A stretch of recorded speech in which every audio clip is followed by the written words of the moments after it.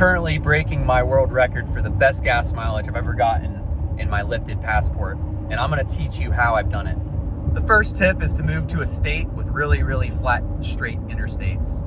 As you can see, we're in South Carolina, and this is about as flat and straight as you can get. Secondly, you wanna accelerate really slow.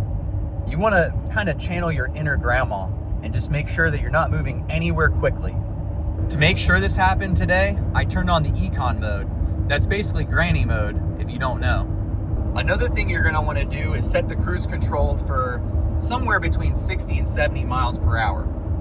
65 is a sweet spot for our vehicle. Once you've done that, stay in the slow lane until you find a semi that's going the right speed. Let it break up all the wind for you and slipstream behind it.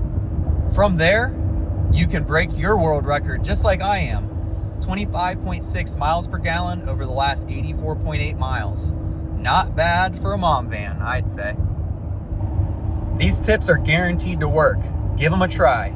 I guarantee you'll get the best gas mileage you've ever gotten in your life, with the exception of driving downhill for like 100 miles.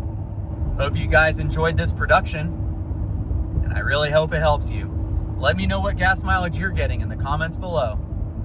This is News Channel Goddard Adventure, interviewing the world record breakers. What was it like to be in the car with Aaron Goddard when the world record for the best fuel economy ever in our lifted Honda Passport happened? Mommy, what was it like? Like a heart attack. Every time the thing went up by even a point something.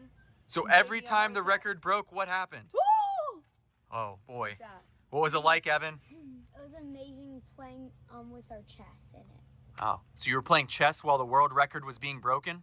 Yep. It was Epic. also amazing playing chess and sticking our tongues out. Oh, that's what you were doing when the record was being broken? It was kind of crazy, and I didn't really like it because it was chaotic.